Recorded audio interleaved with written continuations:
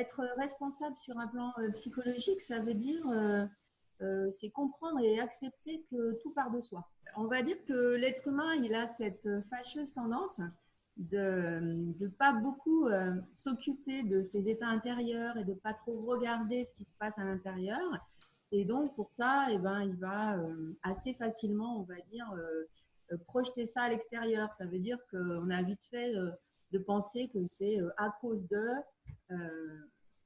voilà, on prend pour cible des tas de choses à l'extérieur qui fait que ça nous arrange de ne pas trop regarder ce qui se passe à l'intérieur. Être responsable sur un plan psychologique, c'est accepter que tout part de soi. Ça veut dire ce que je pense, ça part de moi, ce que je ressens, ça part de moi. Et tout ce qui est à l'intérieur de moi, c'est à moi. Et en général, ce qui est à moi, j'en suis responsable. Alors, je ne suis pas responsable de tout. Par contre, je suis totalement responsable de ce que je fais, de ce que ça me fait. Je vais le dire comme ça. Ah, d'accord. Donc, c'est un changement de point de vue. Donc, je ne suis pas responsable de ce qui arrive. Par contre, je suis responsable De ce que j'en fais. de ce que j'en fais, donc du Ce que point ça de me vue que fait. j'ai sur la situation Oui, et puis de ce que j'en ressens aussi.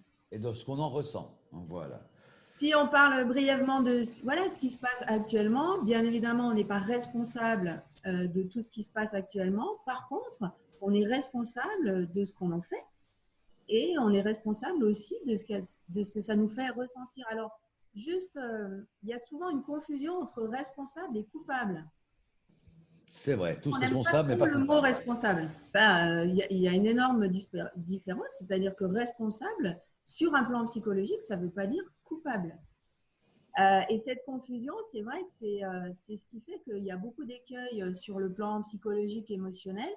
Peut-être qu'on a quelques mauvaises habitudes judéo-chrétiennes, entre parenthèses, mais cette notion de culpabilité, c'est vraiment quelque chose qui nous met en difficulté. Donc, responsable, ça ne veut pas dire coupable. Et est-ce que, donc, tu parlais de judéo-chrétien, est-ce que le fait de se sentir, est-ce que ça apporte quelque chose de se sentir coupable ou est-ce que c'est toujours, ou le plus souvent, négatif et inutile pour notre développement?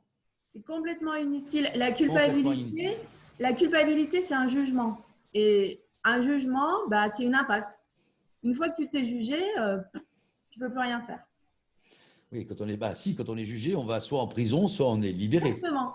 Exactement. C'est une impasse, un jugement. Donc, c'est jamais une bonne idée. Et en même temps, c'est pour ça que c'est vraiment important de s'occuper de soi, de ce qu'on vit à l'intérieur.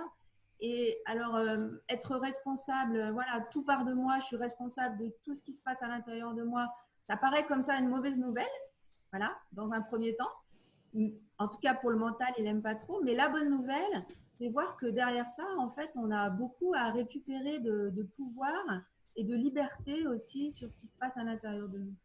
Alors maintenant, si on fait un focus sur les dirigeants, quand on est dirigeant d'entreprise, on est responsable de ses collaborateurs. On se sent responsable aussi des autres, pas que de soi.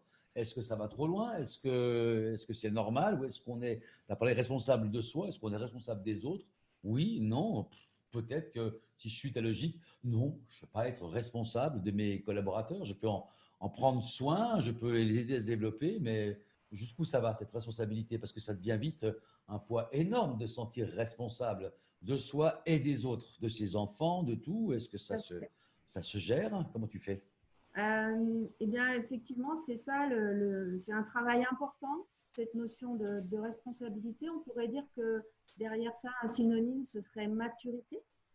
Donc, ça veut dire c'est si chacun comprend qu'il est responsable de ce qui se passe à l'intérieur de lui, de ses émotions, bah, effectivement, on va arriver à une bien meilleure communication, à de bien meilleures relations, parce qu'effectivement, on va arrêter de confondre ce qui m'appartient, ce qui appartient à l'autre, à cause d'eux, etc. Donc, et c'est vrai que dans une entreprise, dans les relations d'entreprise, c'est vraiment important de travailler cette notion-là parce que bah, dès que quelque chose me dérange, et c'est OK que des choses me dérangent, il n'y a pas de problème avec ça. La seule chose, c'est que je dois me l'approprier, regarder pourquoi ça me dérange et non pas systématiquement remettre la faute à l'extérieur. C'est à cause de mon patron si je me sens pas bien, c'est à cause de ma collègue si je me sens pas bien. Non, c'est jamais. Même si c'est elle qui est cause de, et peut-être on reviendra là-dessus un autre jour, pas confondre la causalité et l'accusation, c'est deux choses différentes. Donc, oui, c'est fondamental dans les relations et c'est comme ça qu'on enlève énormément de conflits.